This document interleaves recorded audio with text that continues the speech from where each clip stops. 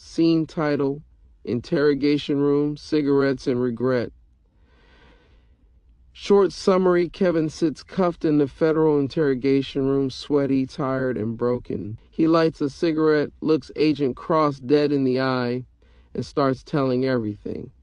The room smelled like old coffee, burnt wires, and tired men.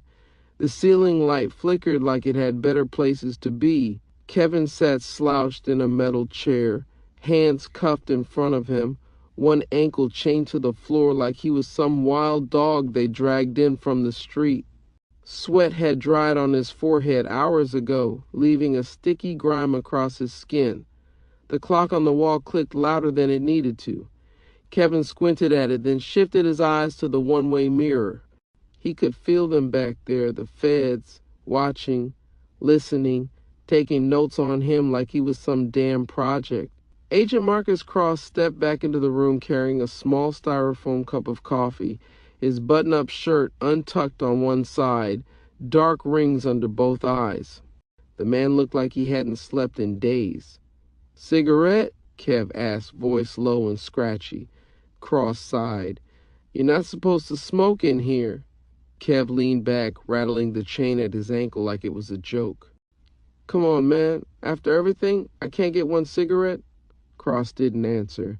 He just reached into his jacket pocket, pulled out a half-empty pack of Newports, slid one across the table with a cheap plastic lighter.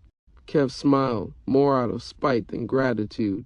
He lit up, took a deep drag, and let the smoke curl out slow from the corner of his mouth. Silence stretched. Cross tapped his pen against the legal pad already full of scribbled notes. The tape recorder on the table clicked on with a soft mechanical whir.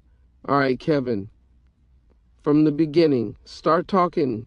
Kevin chuckled, shook his head, eyes glassy but alive with something bitter. "The beginning?" he repeated, blowing smoke toward the ceiling. "Shit. You want the whole movie, huh?" Cross stayed silent, just waited. Kevin ran a hand across his face like he was wiping away weeks of bad sleep. His voice dropped to a confessional hum, part sermon, part street talk, part broken man. "We started stealing cars when we was like 15, 16, just joyriding at first, something to do, make the girls look, feel like somebody, another drag on the cigarette." Kev's hand trembled for half a second. "Didn't think it would turn into this," he muttered almost to himself, then louder, turning to face the mirror, like talking to the ghost behind it. "But it did, didn't it?" His laugh was hollow. "Shit, aight. Let's run it back. Scene title, Wave 1, the first boost, Mustang and Sheena." Short summary. Kevin recalls his first time stealing a car. The Mustang outside 7-Eleven. Driven by teenage love and status anxiety, he takes the car for one reason, to impress Sheena. Kevin shifted in the chair, blew smoke at the ceiling again, then let the cigarette hang loose between his fingers like a prop. His voice got lighter for a second, almost like telling an old joke. "You know what's crazy? The first car I ever stole, it wasn't even about money, wasn't about the cops or the streets. It was about her. Sheena." He paused, smiling at the memory, a crooked, half-drunk grin. "West Oakland, you know how it is out there. Broke as hell, but still trying to look like you got it. Me and my little brother Mike, man, we was so broke, we used to wear the same pair of jeans to school, swapping them out like we was running plays." Kev laughed, a short dry bark, then dragged his cuffed hands across the table like wiping dust. "I was in 10th grade at McClymonds. Sheena, she had this look, man. Light skin, long curly hair, hazel eyes like my grandma's. Real Oakland pretty. She wasn't checking for no broke boy like me, though. She was into older cats, dudes with wheels. You know the type. Gold teeth, beat knocking, sitting on rims. Me? Shit.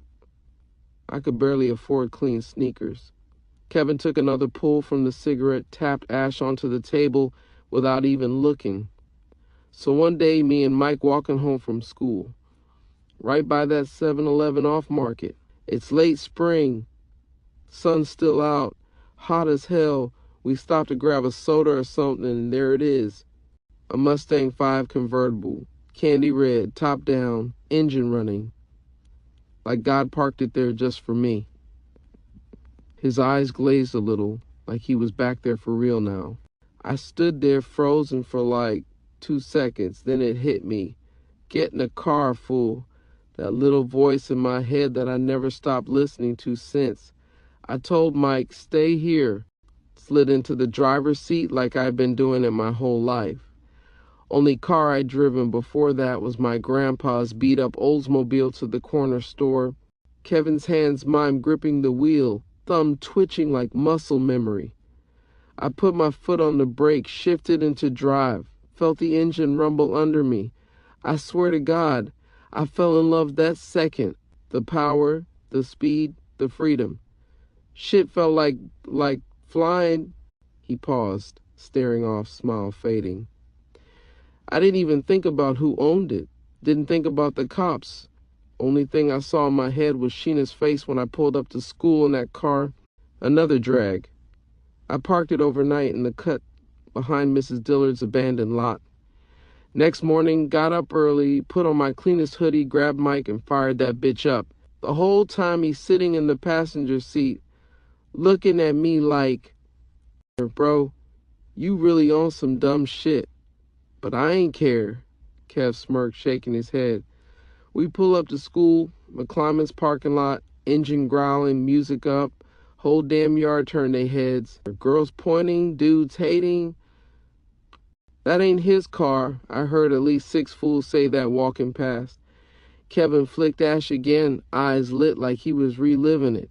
And there she was, Sheena, standing with her sister and a few friends near the gym steps. I pull up smooth, park right up front like I own the block, step out like I ain't never been broke a day in my life. His grin went crooked again. She says, nice car. Where'd you get it from? I pause for a second, then lie like it was nothing. It's my cousin's. Let me borrow for the day. She smiles. That smile, like she already knew I was lying but didn't care. Kev's voice softened for a beat. She says, maybe you can give me a ride home after school? And I'm like, yeah, that sounds cool. Inside, I'm shaking like a leaf. Another long drag. I sat in every single class that day thinking the cops was going to bust in any minute. Heart pounding. Every time the classroom door opened, I thought it was over. But that bell rang, and there she was, waiting by the car like she really meant it. Kev let the smoke curl from his nose slow. I took her home. We talked the whole ride. I asked if she had a boyfriend. She laughed, said it was complicated. I ain't asked too many more questions. Dropped her off, opened the door for her like a gentleman, got me a little hug too, little feel of that ass. Then reality smacked me. Kev's expression shifted. I was in a stolen car, broad daylight, driving through downtown Oakland like I was in a fucking music video. People staring, some pointing. I knew I had to get out the car, fast. Pulled over near San Pablo, wiped the wheel down with my sleeve like I seen on TV. Hopped out, walked home like I'd been walking all day. He laughed again, dark this time. That was my first time, but damn sure not the last. Kev leaned forward, cigarette burned down to the filter, flicked it onto the floor without asking. Can I get another one? Scene title, Wave 2, Joyrides to Juvie, the Escalade heist and first police chase. Short summary, Kevin, JoJo, and Mike pull their first house burglary and car theft together. A black Escalade in Piedmont.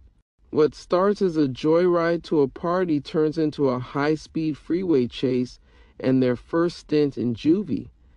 Kev lit another cigarette with shaky hands but steady fingers. The smoke hit his lungs rough this time, but he welcomed it.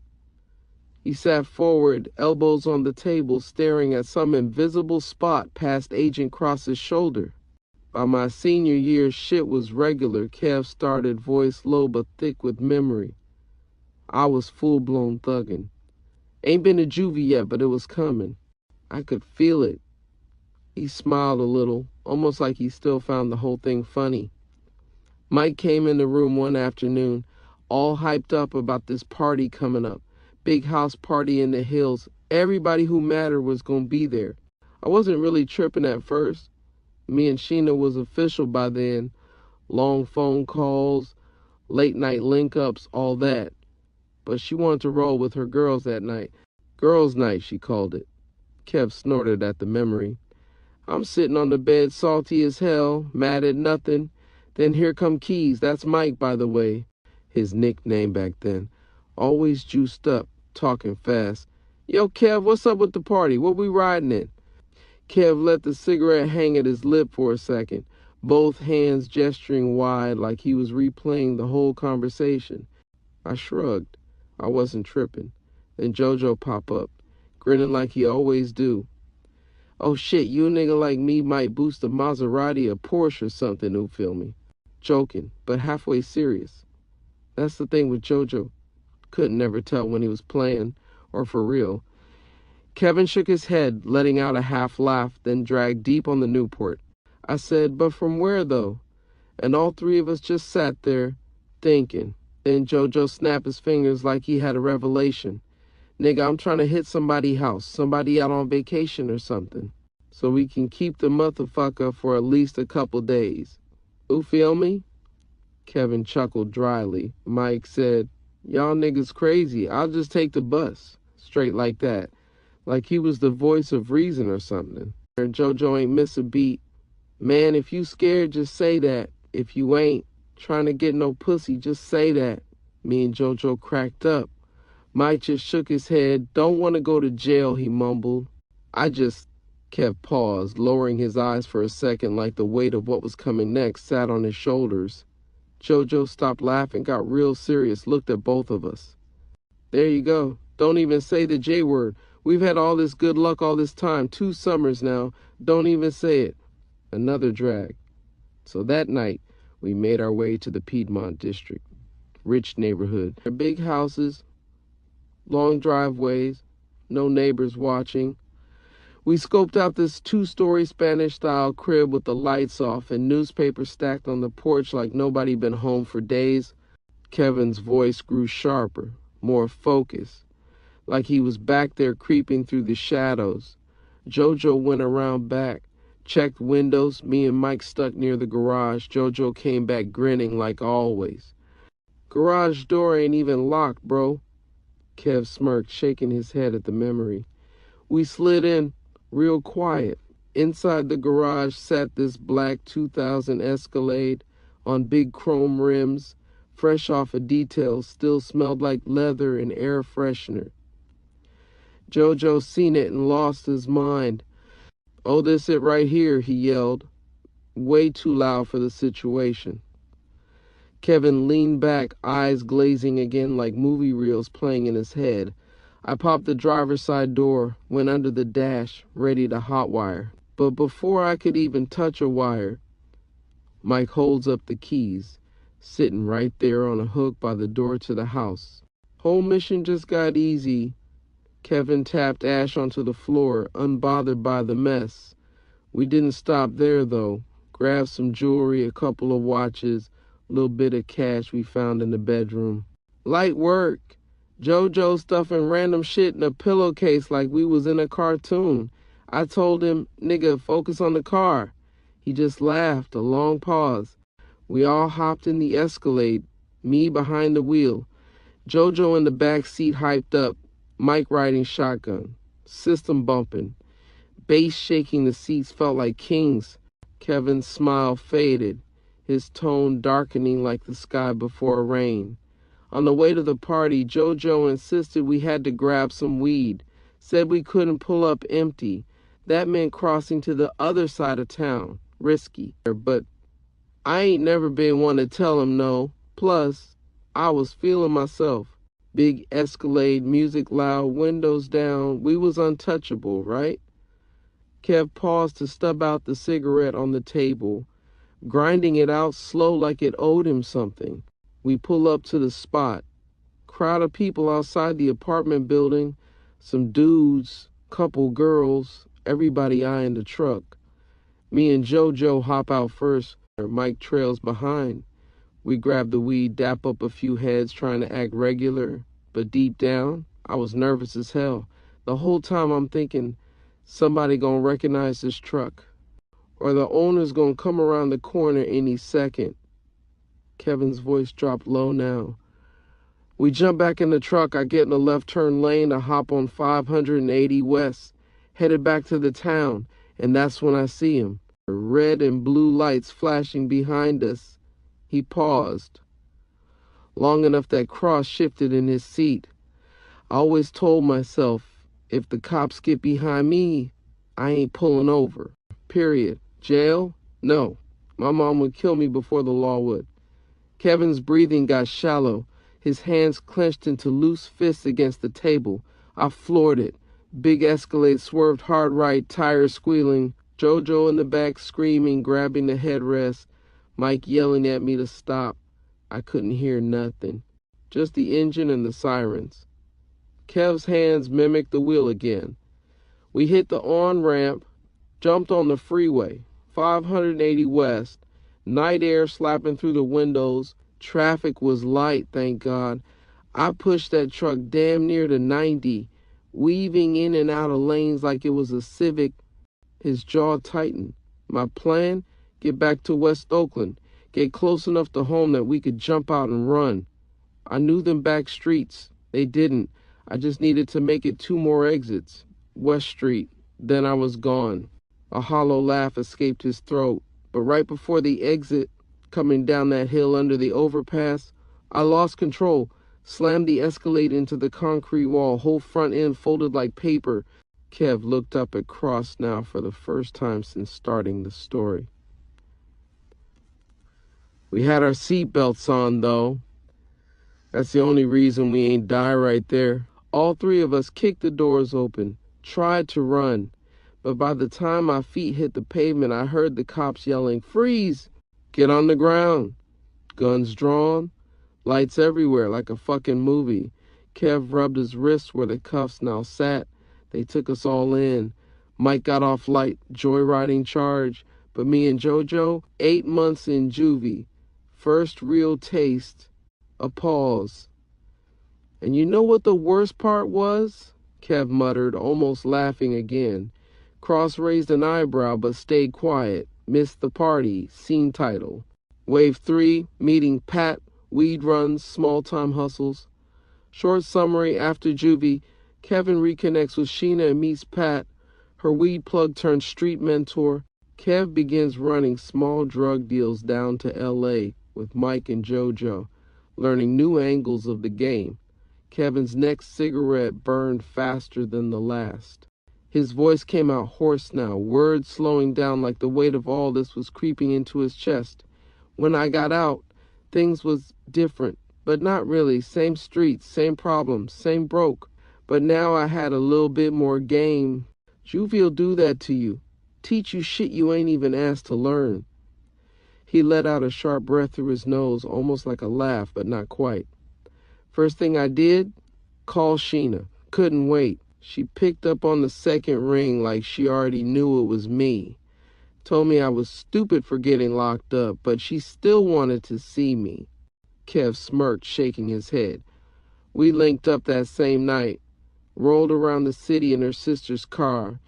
Just talking. Catching up. That was the first time she mentioned Pat. Kevin flicked ashes off the table with his pinky like brushing away bad memories.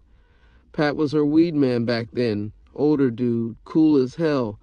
Big gold chain, always smelled like backwoods and cologne. Had that East Oakland loud talk, all game, no filter. But he wasn't no lame. Everybody respected him. Kev paused, eyes narrowing like he could still see Pat sitting across from him. Sheena introduced me kind of by accident. I was with her when she stopped by to re-up. Pat took one look at me and said, "Oh, this the little nigga got the school talking, huh? The Mustang Bandit." Kevin grinned at the memory, shaking his head. I laughed, played it off. But he wasn't wrong. Word got around. Even teachers knew what I did. Another drag. Pat and me clicked fast after that. Started hanging around more. playing Madden, smoking, running errands with him when he needed company. One thing led to another. Before long, I'm taking him on weed runs, me behind the wheel, him in the passenger seat with a brown paper bag full of zips. Kevin's voice softened. LA runs mostly, down the 5, sometimes the 101 if we needed to be slick. Me, Pat, sometimes Mike and JoJo if there was room. We get up early, leave before sunrise, be back before midnight like clockwork. His eyes clouded for a second, the mood shifting. I ain't gonna lie. Them rides was fun, especially for Mike. He looked up to me, and I was looking up to Pat. Like some little street family. Pat was showing me the money side of things, flipping product, moving smart. He wasn't flashy with it either, just steady. Real East Oakland businessman. Kevin leaned back, rubbed the back of his neck. JoJo, though? He was starting to wild out. Coke wasn't even a habit yet, but the signs was there. Dice games after every trip. Borrowing money he didn't have, always talking fast, moving faster. Me and Pat used to laugh about it. Back then it was just JoJo being JoJo. Kev's tone dropped, went heavy. But looking back, that was the start of it. The crack in the glass, feel me? Cross shifted in his seat, pen tapping against the edge of the table, waiting for Kev to keep going. Kevin stared down at his own cuffed wrist for a long second. Anyway, one night after a run, Pat says he got somebody he wants me to meet. Some white dude from Santa Rosa. Said he's different. Got connections. Knows shit about cars that nobody else do. That's when the whole game changed. Kev's mouth tightened like he just tasted something bitter. Fucking Tom. Scene title, Wave 4, Enter Tom, Laser Keys and Level Ups. Short summary, Kevin meets Tom, a fast-talking, tech-savvy white boy from Santa Rosa who brings a new level of sophistication to their car theft operation. Tom introduces them to wired key tech, VIN switches, and dealership hits. Kevin ignores the red flags as the money starts pouring in. Kevin ground the cigarette out on the edge of the table, leaving a dark, smeared burn mark in the metal. His breathing slowed like he was trying to push something down in his chest. Tom, he said flatly, shaking his head. Man, Tom was different. He leaned forward now, elbows digging into the table, voice dropping like he was letting Cross in on something secret. I met him through Pat. One night after we got back from LA, Pat tells me, Kev, I got this dude you need to meet. He ain't like us, but trust me, he got real game. I'm like, what you mean not like us? Pat just laughs, says, you'll see. Kev rubbed his face with both hands, exhaling hard. So we drive out to Santa Rosa, middle of the night. Pat's blasting old Too Short, windows down, talking about how this dude Tom used to build computer motherboards or some shit before he went street. I wasn't sure what to expect. Kevin's eyes unfocused, voice drifting for a second like he was riding shotgun again. We pull up to this raggedy-ass house on a dead-end street. White boy shit. Beat-up Civic in the driveway, wires hanging out the dashboard like it's mid-surgery. And walk inside. Smell like weed, burnt plastic, and Red Bull. A pause, a thin smile creeping in. And there he is, Tom. Skinny white dude, patchy beard, messy blonde hair, red eyes like he ain't slept in 3 days. Got on a Metallica shirt and cargo shorts in the middle of winter. First thing he says when he sees me, I swear to God. So you're the kid who likes to drive fast. Kevin's laugh came short and sharp, but it faded fast. We chopped it up. He pulled out this little laptop, started showing me diagrams of ignition systems, key fob cloning, relay attacks, shit I never even heard of. He had boxes of blank key fobs in his closet, VIN plates, fake registration papers already stamped. Bro had a whole DMV in his bedroom. Kev shook his head like he still couldn't believe it. First night I'm there, he takes me out, shows me how to hit a 2015 BMW with a laptop and a little black box. Took less than 5 minutes. 5 minutes. After that, man, I was sold. Kevin's face hardened. That was the problem, though. Tom made it too easy. It stopped feeling like we was boosting cars. Started feeling like we was printing money. He scratched at the side of his neck. We started small, Toyotas, Chevys, Hondas, easy flips for fast cash. Then Tom got bold, started talking about Range Rovers, G-Wagons, Porsches, Ferraris. Shit I didn't even think was possible before him. Another long drag, then exhale. First time we hit a dealership, man, it was like a movie. We went in at 2 a.m. Tom had the gate code, said he got it off some IT guy he paid off. I handled the driving. JoJo was on lookout. Mike, he was there too, trying to be part of everything, carrying tools around like he was ready for war. Kev's eyes narrowed. We pulled out with 3 brand new cars, straight off the lot. Tom had VIN swaps ready before the sun came up. Cars went straight to the chop or got shipped out. Couple went to buyers who already put deposits down. Kevin snorted, disgust creeping into his voice.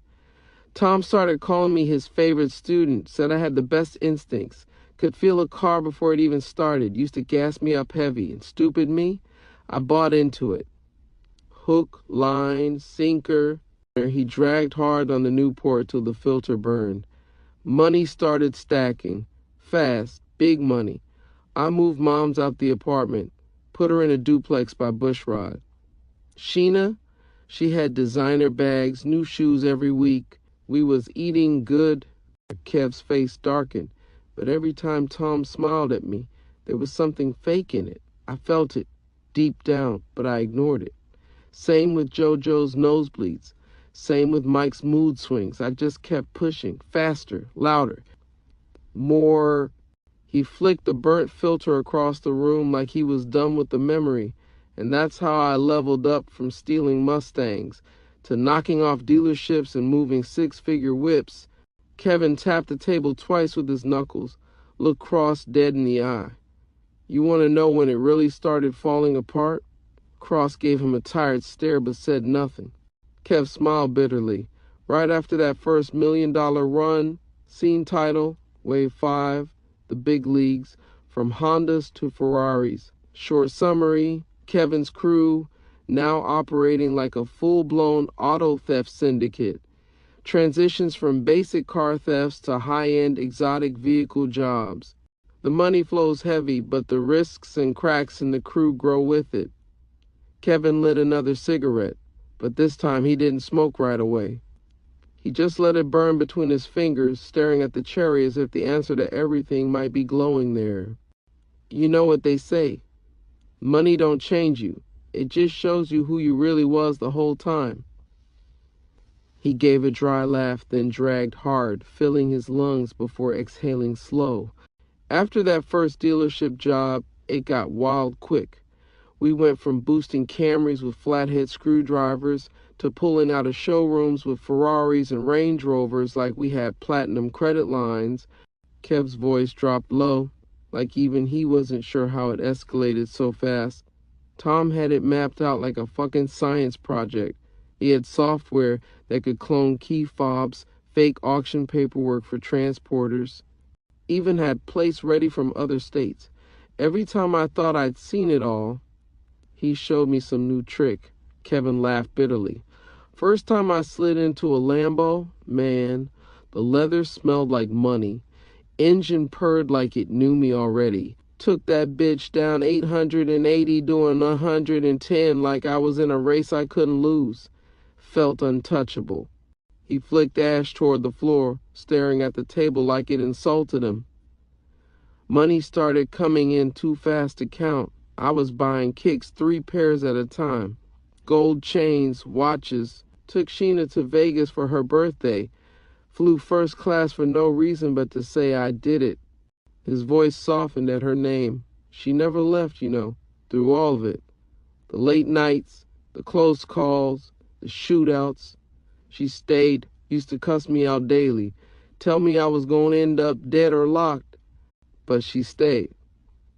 Every time I touched new paper, she was there, cooking for me, making sure I got home safe, hiding my burner under the mattress when the cops rolled by. She was solid. Kevin swallowed hard. But JoJo? Man, JoJo started cracking, real subtle at first.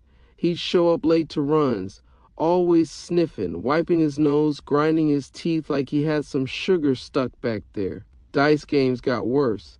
He started owing people, real people, not the neighborhood clowns, east side hitters. You know the type. Kevin dragged hard on the Newport, blowing smoke toward the mirror like he knew exactly who was back there watching.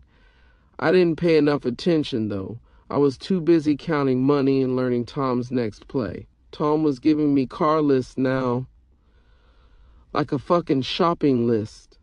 I need 2 Benzes, a Wagon, a Panamera, and an R8 by Friday. Like that? No hesitation. Kevin shook his head. Mike, he was still trying to prove himself, always asking for bigger roles, wanting to hold heat during jobs, wanting to ride with me on dangerous drops. I kept telling him, stay in your lane, bro, I got this. But you know how little brothers are. The more you say no, the more they push. Another pause. Kevin's hands twitched like he wanted to gesture more but couldn't with the cuffs. Meanwhile, I'm getting phone calls from buyers I never met before. Out-of-town cats. Big money dudes. Some talking insurance fraud, others talking custom orders. Tom started making backdoor deals too, setting up hits on specific cars that was already flagged for replacement by rich white folks trying to run scams. His eyes narrowed, voice darkening. That's what we didn't know. Me, JoJo, Mike, we thought we was just stealing cars. But these people, the buyers, they already had these cars insured, titled, paid off. Some of these victims, they wanted them gone. They were getting big payouts. We was just pawns moving to pieces for them. Kevin clenched his jaw, breathing through his nose for a second to stay calm. And the feds? Y'all was already watching. Already had taps. Already had pictures. Already had JoJo's dumbass mic'd up, but I didn't know that yet. Another long drag. The cigarette now burned down to a stub between his fingers. Funny thing is, back then, I felt unstoppable, like Oakland was mine, like the Bay was just one big racetrack and I had pole position. Truth was, clock was already ticking. Kevin looked up, locking eyes with Agent Cross like they were the only 2 people left in the room.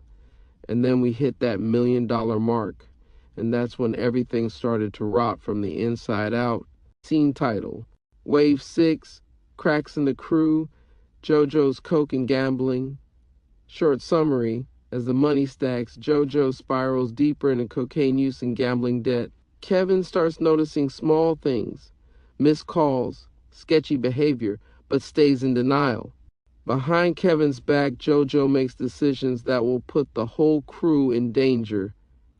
Kevin lit another Newport, hands shaking now, not from withdrawal, but from memory. The way his face tightened, the way his eyes drifted left and stayed there for a while, like he was stuck watching some slow-motion car crash that had already happened. JoJo, he said finally, dragging the name out like it tasted bad. Man, JoJo was my dog since 3rd grade. We used to steal candy from corner stores together, fight side by side on the schoolyard, ride bikes through West Oakland like we owned the pavement. Kevin stared at his hands like they weren't part of him. I should have seen it coming, he said low. Hell, everybody did but me. He took a long drag, coughed hard once, then laughed at himself bitterly. At first, it was just little shit. Showing up late to meetings, forgetting details, talking way too much during jobs. He'd sniffle a lot. I thought it was just allergies or something. Then I'd catch him ducking off to the bathroom for 10, 15 minutes at a time, come back eyes wide like saucers, talking fast, heart racing. Kevin's mouth twisted into a sneer. Then came the dice games. That's where it got loud. Every time we finished a run, got paid out, JoJo was somewhere shooting dice, deep into it, talking big, losing bigger. Kevin paused, scratching at his chin like the weight of it sat there. He'd hit me for small loans at first, couple hundred here, couple hundred there, swearing he'd pay me back after the next flip. I'd laugh it off, tell him to chill. But next thing I know, I'm getting calls from dudes I don't even know, asking me when JoJo gonna pay up. Another drag. Another pause. Still, I kept making excuses for him. That's JoJo, he just wildin'. He gonna bounce back. He just need a couple wins at the dice table. Kev's face darkened. One night, we just finished moving 2 Range Rovers. Easy job, quick turnaround. Tom's buyer picked him up off MacArthur Boulevard. We split the bread, headed back to the hood. JoJo disappeared for a couple hours, said he had somewhere to be. Kevin shook his head slowly. Next day, I get a call from Big Mook over on East 14th. Mook ain't called me unless it's serious. He says, Kev, you need to check your boy. He owes me 5 stacks, and he out here ducking my calls. Kevin's knuckles tapped the table hard. I called JoJo. He don't pick up. I pull up on him at his cousin's house. He come outside looking sweaty, eyes all jittery, nose red. I ask him, you owe Mook? He laughs it off. Says he got a handle. Swears he just need a day or two. Said he got a new plug coming through with fronted weight. Some bullshit story. Kev's voice dropped lower. I believed him, like a fucking idiot. I believed him. Another drag. He let the smoke sit in his lungs a second longer this time. Meanwhile, I'm still running jobs with Tom, still bringing Mike along for small things, still stacking paper like nothing's wrong. But JoJo, he's slipping. Worse every week. Kevin tapped the side of his head. You ever seen somebody chase their own downfall, like full speed? That was him. Daytime dice games, nighttime parties, coke, women, debt stacking up faster than he could lie about it. Kev paused, swallowed hard. And here's the thing. What I didn't know while all this was happening, while I'm out there breaking my back to keep us fed, JoJo was already talking to y'all. Kevin glared toward the mirror now, voice sharp like broken glass. Already sitting in some little room like this, crying, sniffling, telling y'all all our plays. Just to get some of that heat off his back. His breathing hitched. For 1 second it seemed like he might slam his fists on the table, but he didn't. Instead he just sat back, stared at the ceiling like he was done fighting the air. You always think you know your people, he muttered. Till you don't. Scene title. Wave 7, Mike's downfall, little brother steps up then overreaches. Short summary, Mike, desperate to prove himself to Kevin, starts taking bigger risks. Pressured by the growing chaos and seeing Kevin overwhelmed, Mike makes a fatal mistake, kidnapping the buyer's kid in a misguided attempt to leverage power and protect his brother. Kevin sat still for a moment, staring at the cigarette burning down between his fingers like he forgot it was there. His voice, when it came back, was softer now, almost like he was telling a bedtime story he hated. Mike, a long pause. My little brother, he was just trying to be like me. Kevin's throat moved hard like swallowing a brick. Whole time I thought I was shielding him, keeping him out the real dirt. But truth is, he was already in it, watching me, copying me, wanting to ride the same wave, without knowing how deep the water really was. Kev took one last drag, stubbed the cigarette out on the table, grinding it flat like it personally offended him. After JoJo started slipping, I leaned on Mike more, not for big jobs, just little stuff. Driving follow cars, scouting, keeping lookout while I handled the heavier shit with Tom. Kev shook his head like the memory hurt worse than the cuffs cutting into his skin. But the thing about pressure, it built up. I ain't see it at first. But Mike, he was cracking under it. Kevin's gaze drifted to the floor like he couldn't face the words. First, he started carrying heat everywhere. Even when I told him not to. We'd just be going to grab food and he'd have the 380 tucked in his waistband, Said he wasn't gonna be caught slipping. Said he was a grown man now. Kevin's hands clenched unconsciously. He started dressing louder too. Big chains, designer belts, money phone pics on Instagram, like he was trying to prove something to people that didn't even matter. Kevin's breath caught. And then, that night, his voice trailed. For a moment, all you could hear was the faint hum of the ceiling light. We had just come off a bad job. Tom gave us a list, 7 cars, specific makes, specific colors, all high-end foreigns. Client was some East Coast dude, money long, patience short, said he already paid for them cars up front. Insurance scam shit. Kev rubbed both hands over his face, dragging down like he was peeling off skin. We hit 5 out of 7, smooth. But the last 2, we came up short. Tom was ghosting. Wouldn't answer his phone. JoJo? Man, JoJo was MIA, probably knee-deep in coke and dice somewhere. That left me and Mike scrambling. Kevin's voice cracked for the first time. I was stressed. I ain't gonna lie. The buyer started sending threats, talking about how he was losing money by the day. Said if we ain't deliver, there'd be consequences. Another pause. I told Mike, let me handle this. I said it clear, but you know what he did. Kevin's fist hit the table this time. Not loud, not violent. Just final. He went rogue on his own. Kevin's breathing turned shallow. He knew where the buyer stayed. Some rental house out in Orinda. Big mansion, big gate. No cameras outside. Mike pulled up middle of the night. Waited for the dude's kid to come outside for school. Grabbed him. Kevin's voice cracked again, but he kept talking. Threw him in the trunk of a Charger we boosted the week before, called the buyer. Told him straight up, you want your son back? Give us 3 days. Back off. Kev wiped his face with the back of his hand, almost like he was embarrassed to be crying but too tired to hide it. I didn't even know about it till it was too late. I was at Sheena's crib, phone blowing up, the buyer sending me pictures. Mike, tied up, beat to shit, eyes swollen shut, gun to his head. Kevin fell silent for a beat.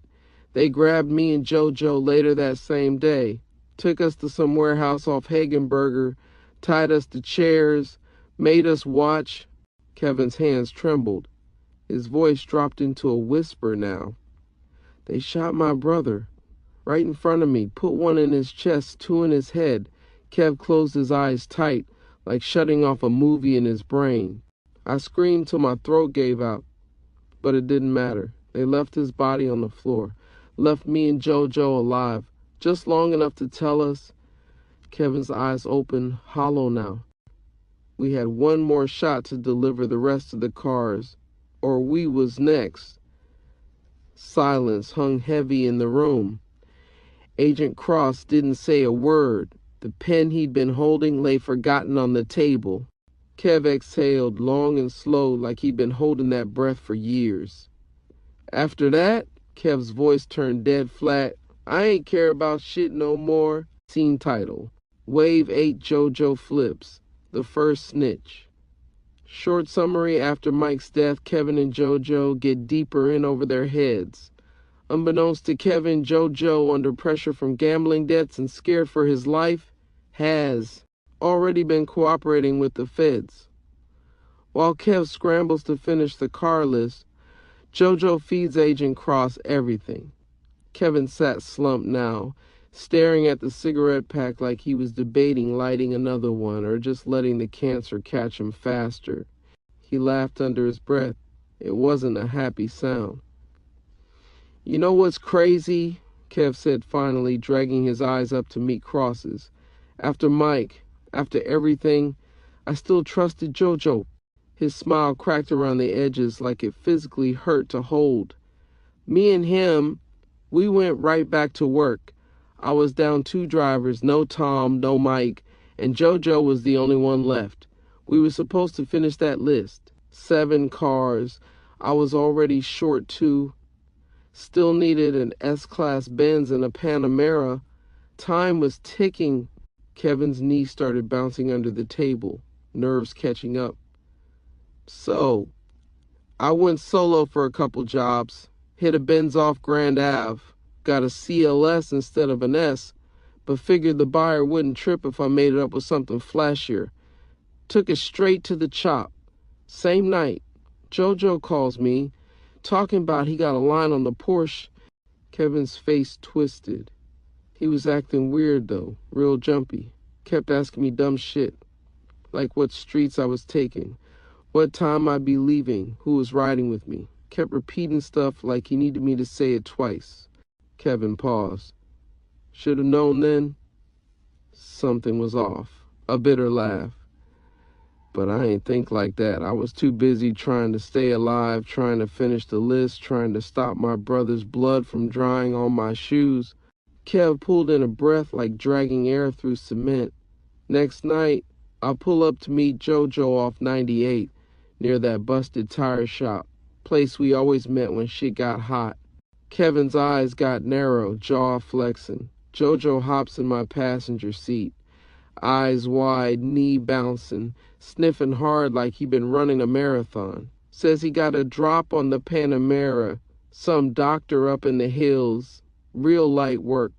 Kevin's voice lowered, like talking to himself now.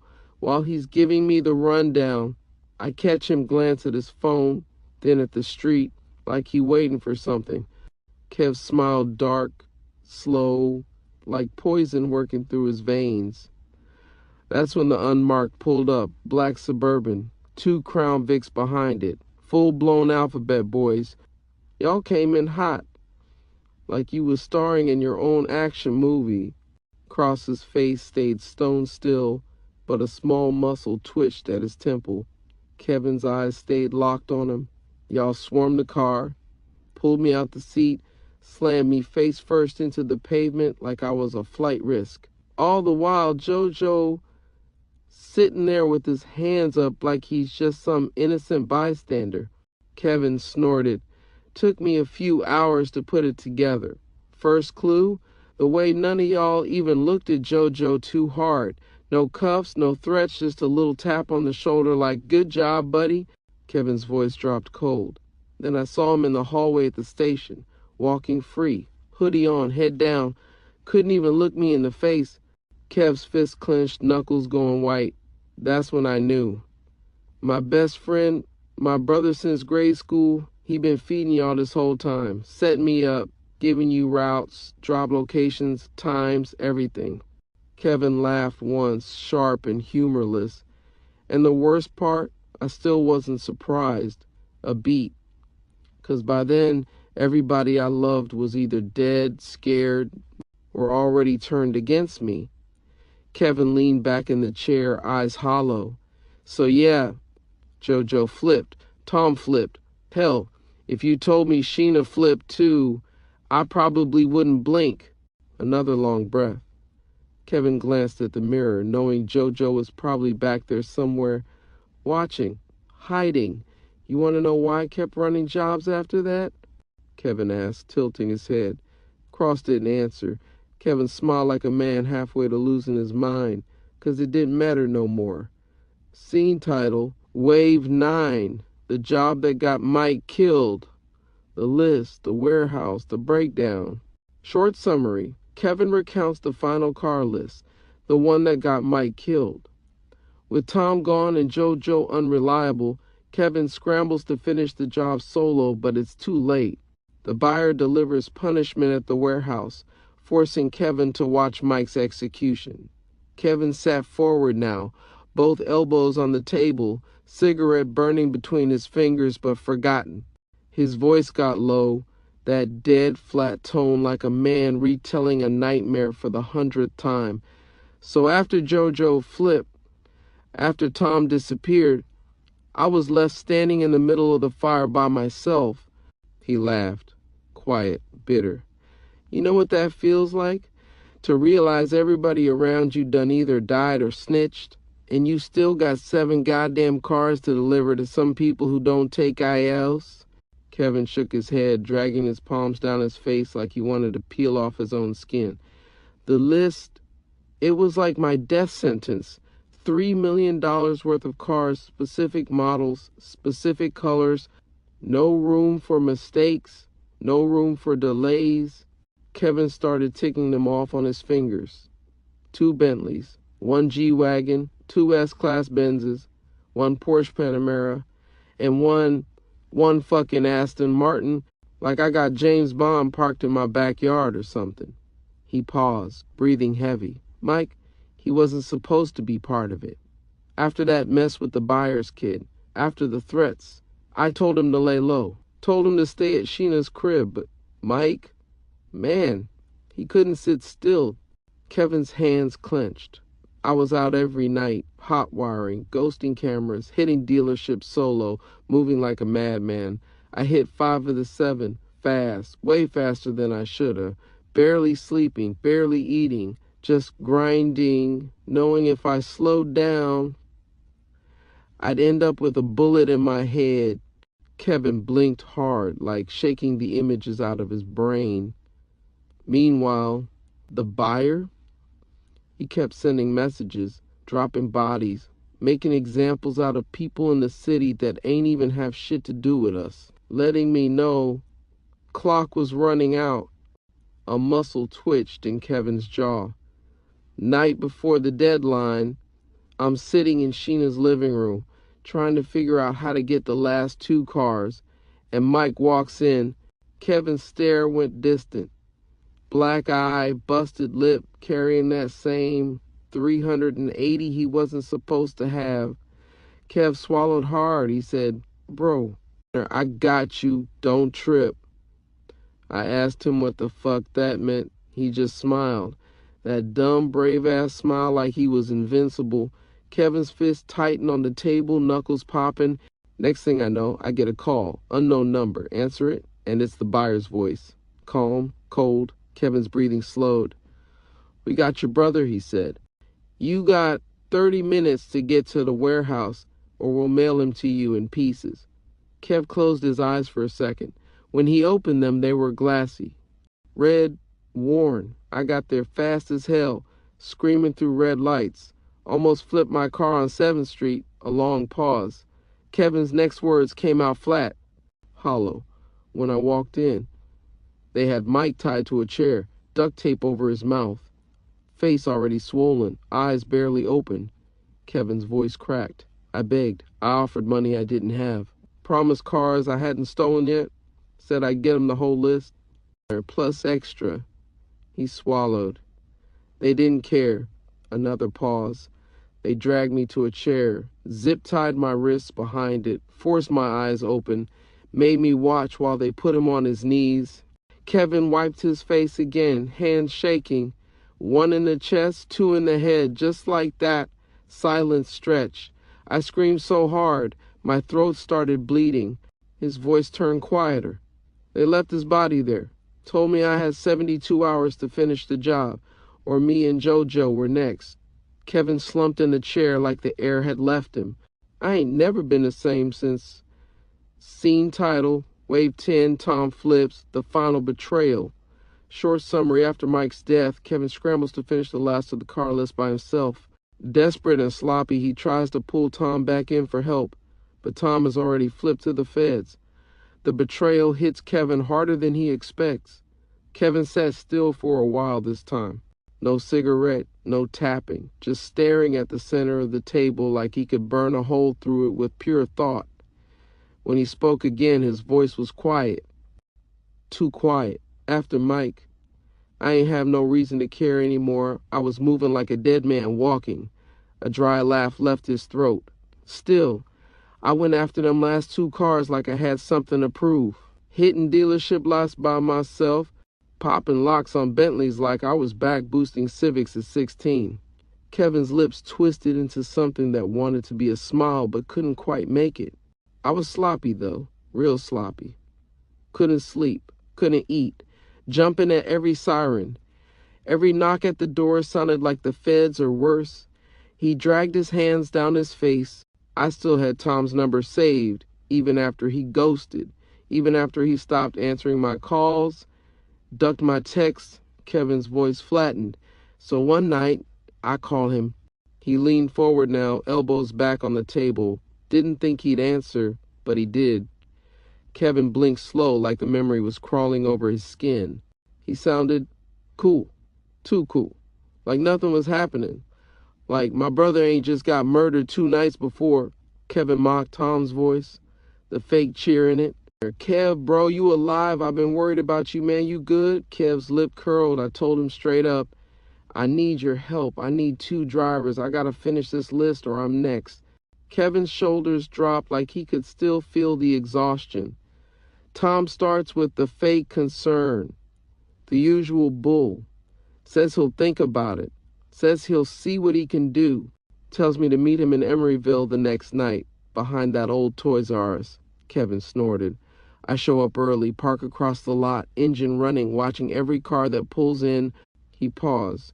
And guess who shows up first? Kevin didn't wait for an answer. Feds. He leaned back, giving Cross a long, slow look. Your people. Vans, unmarked cars. Y'all was moving like y'all had been planning it for weeks. Kevin tapped the table once with 2 fingers, like putting punctuation on the moment. That's when I knew. Tom flipped. His voice dropped an octave. Probably flipped weeks before. Maybe even months. I'd probably been wearing a wire the last 3 times I seen him. Kevin's nostrils flared. Man played me like a violin, smile in my face, pat me on the back, teaching me how to pop Ferraris, then turning around feeding y'all everything. He shook his head. And y'all let him. Watched him gas me up. Watched him push me deeper while you sat back waiting for me to drown. Kevin's voice got low. Dangerous. Y'all let my brother die. So you could build your case. The room went quiet. Cross didn't speak. Didn't blink. Kevin let the silence hang there like a noose. And Tom? Kevin said finally, shaking his head slow. Voice almost a whisper now. Tom gonna walk away from all this. Free as hell. Kevin's laugh was short and sharp. Funny how that works. Scene title. Wave 11, Kev breaks, final cigarette. Agent Cross closes the case.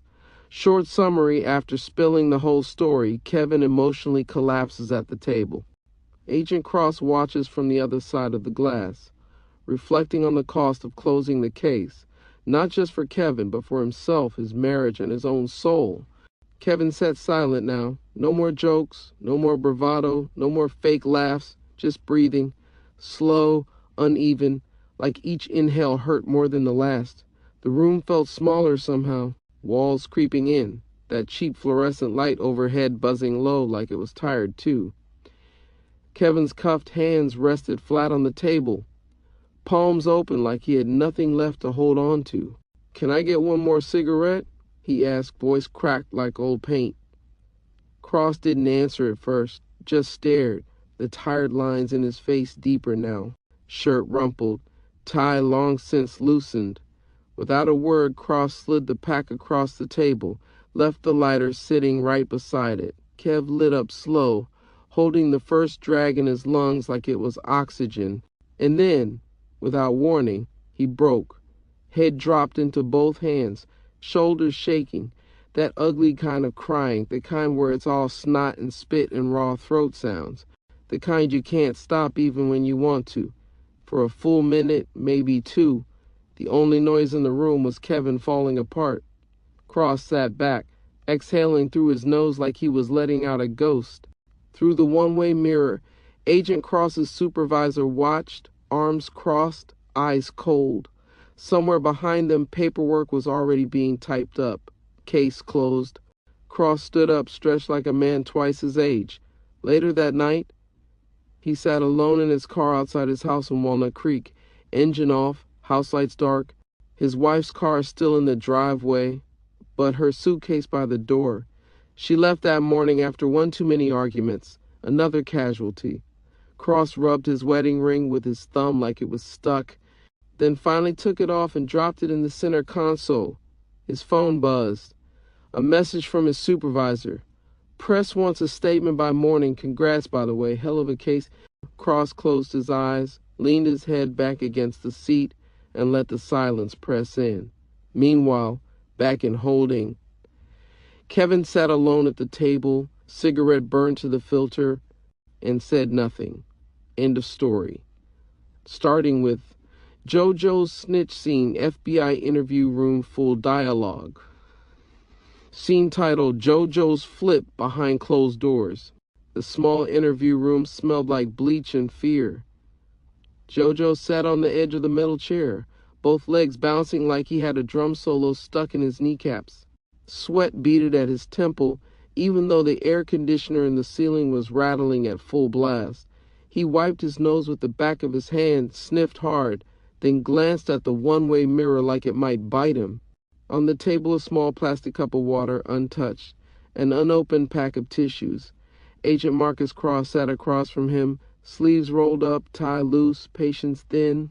Another agent, some rookie JoJo didn't know, stood off by the door, arms crossed, silent. Cross leaned in. "Look, Joseph, I told you, call me JoJo, man." Cross didn't blink. "Joseph." JoJo sucked his teeth, ran a shaky hand through his hair, and laughed without humor. "Man, come on. We really gotta do this like this?" Cross flipped a file open, laid out 2 crime scene photos, one of the Escalade wreck from back in the day, one of Mike Banks' post-shooting. JoJo's legs stopped bouncing. "Shit," he whispered, looking away fast. Cross's voice stayed low, measured. "You're out of options. I don't care about your ego. I don't care about your little street code. You want to stay out of prison? You want to see daylight next summer? Start talking?" JoJo laughed, but it sounded like it hurt coming out. "Man, y'all already know everything." Cross slammed a hand on the table. "We want it from you." JoJo flinched, looked at the door, looked at the mirror, looked back at the photos. He rubbed his face hard with both hands, then sat back, letting out a long, ragged breath. Okay, all right." He swallowed hard, voice breaking at the edges. "You want names? You want dates? I'll give you everything. Tom, Kev, Mike, before he got killed, all of it." Cross didn't move. Let him keep talking. "I ain't going down for this shit," JoJo mumbled. "Not for them. Kev had me out here boosting cars like we was still 16. Tom the real snake anyway. He the one who had us doing them high-end hits. I was just following orders, man." Cross raised an eyebrow. "You were just following orders when you stole 4 cars in a single night? When you helped scout those dealership lots? When you stood guard while Kevin hotwired half of Alameda County?" JoJo's face twisted. "Man, I ain't no mastermind, that's them. Kevin ran the plays, Tom drew the maps. I was just..." He laughed bitter, shaking his head. "I was just trying to eat." Cross sat back, letting him spill. JoJo kept going. "I'll give you addresses where they kept the cars before drops, the garages they used, the buyers they met with, everything I know about Tom's contacts in Santa Rosa. Just get me out of this, man. Please." His voice cracked full now. "I can't do no time. I can't sit in no cell. I'll die in there. You understand me? I'll die." Cross just nodded once, slid over the cooperation agreement. JoJo grabbed the pen like it was a life preserver and scribbled his name so fast the ink almost tore the paper. Before he even finished the signature, he was already crying. Scene title: Tom's official federal cooperation statement, internal FBI memo. Short summary presented in formal FBI language. This is Tom's full written cooperation statement against Kevin and the crew, cold and emotionless, showing how self-serving and detached Tom really is. United States Department of Justice Federal Bureau of Investigation, Northern California Division. Case number 07 to 1229 Oak Auto. Subject: Alex Cooper Jr., also known as Tom. Confidential informant statement regarding auto theft ring operated by Kevin Banks. Date: October 8, 20XX. Agent of record: Special Agent Marcus Cross. Statement provided voluntarily under cooperation agreement. Section 5, K1.1 motion pending. I, Alex Cooper Jr., hereby provide the following statement under penalty of perjury and with the understanding that my cooperation is part of a negotiated agreement with the United States Attorney's Office for the Northern District of California. I became involved with Kevin Banks and his associates between March 20XX and August 20XX. My initial involvement began after meeting Kevin through a mutual acquaintance subject known as Pat, now deceased, who introduced us with the understanding that Kevin and his associates were active in street-level auto theft but lacked the technical expertise required for higher-end vehicle acquisition. I provided Kevin Banks with the following: 1. Instruction on bypassing electronic ignition systems for German and Italian-made vehicles. 1. Access to blank key fobs and relay attack modules. And detailed information regarding dealership security vulnerabilities across Alameda, Contra Costa, and Sonoma counties. An assistance with VIN reprogramming and title laundering using contacts from my prior employment in automotive IT services. During the period of our operation, I personally witnessed Kevin Banks lead multiple thefts involving high-value vehicles, including 2 Range Rovers stolen from Concord Land Rover dealership, a Ferrari 458 Spider stolen from Santa Rosa Luxury Auto, and a Porsche Panamera and multiple Mercedes-Benz S-Class models. Kevin Banks was the clear operational leader. He made all final decisions regarding target selection, driver roles, storage locations, and resale contacts, many of whom remain unidentified to me.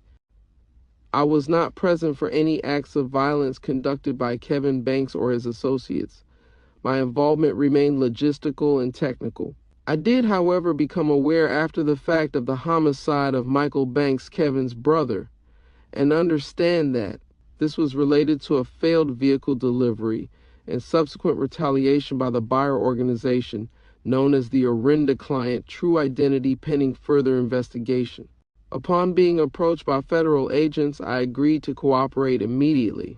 I provided audio-recorded conversations between myself and Kevin Banks recorded at the direction of the FBI, and access to digital communication logs, when written testimony detailing the full structure of the theft ring, when identification of key drop sites and hidden storage garages used for staging stolen vehicles prior to transport or chop.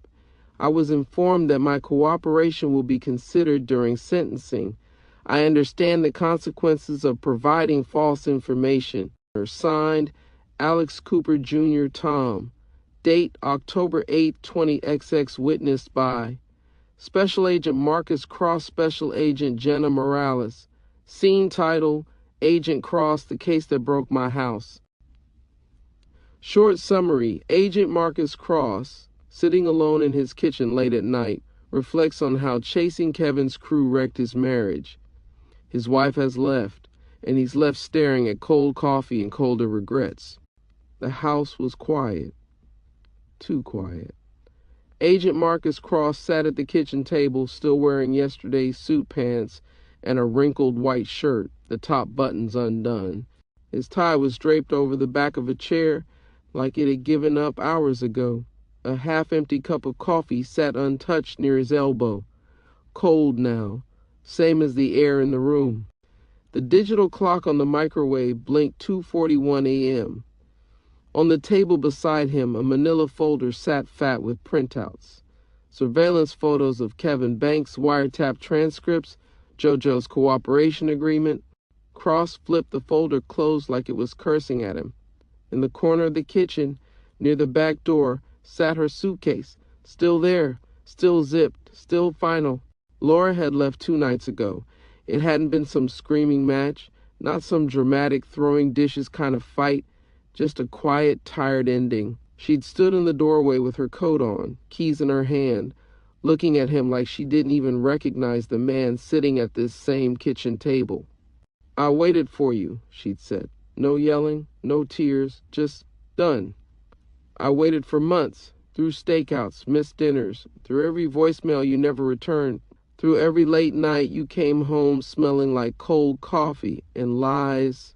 He'd opened his mouth to speak, but nothing came out. She'd shook her head and walked out, suitcase rolling behind her like punctuation. Cross sighed now, running both hands over his face, scrubbing the tired out of his eyes but getting nowhere. The worst part? He hadn't even chased her down the driveway, because even as she packed, even as she stood at that door, his mind wasn't here. It was still on Kevin Banks, on JoJo, on Tom, on Mike's body crumpled on the warehouse floor, on Sheena's face blurred in the background of surveillance footage. It was all still back there. In that case, Cross grabbed his phone, thumb hovering over her name and his contacts. Didn't call, couldn't. Instead, he opened the photo gallery, scrolled back 6 months, found a picture of them at Lake Merritt, smiling, both holding ice cream cones, her head resting on his shoulder like she used to do. He stared at it until his eyes blurred. A soft knock broke the silence. Cross looked up, thought for a stupid half-second it might be her, but it was just the cat, batting at the screen door. Cross laughed, low and bitter. He grabbed the cold coffee, sipped it like punishment, then leaned back, staring at the ceiling like he wanted it to collapse. On the table, his phone buzzed. Supervisor, 2:42 a.m. We need your formal statement for the press conference first thing. Drafted tonight. Cross stared at the text, then flipped the phone face down. Hell of a case, he muttered, voice dead flat. Then he sat there and didn't move. Scene title, Sheena's POV, watching it all fall apart. Short summary, Sheena watches the late-night news coverage of Kevin's arrest. Sitting alone in her apartment, she processes the downfall of the man she stood by through everything. For the first time, she wonders if loving him was the worst choice she ever made. Sheena sat on the edge of the couch, knees pulled to her chest, wearing one of Kevin's old hoodies that still smelled faintly like his cologne and car leather. The TV volume was low, but the news anchor's voice cut clear through the room anyway. Federal agents today arrested Oakland resident Kevin Banks, alleged leader of an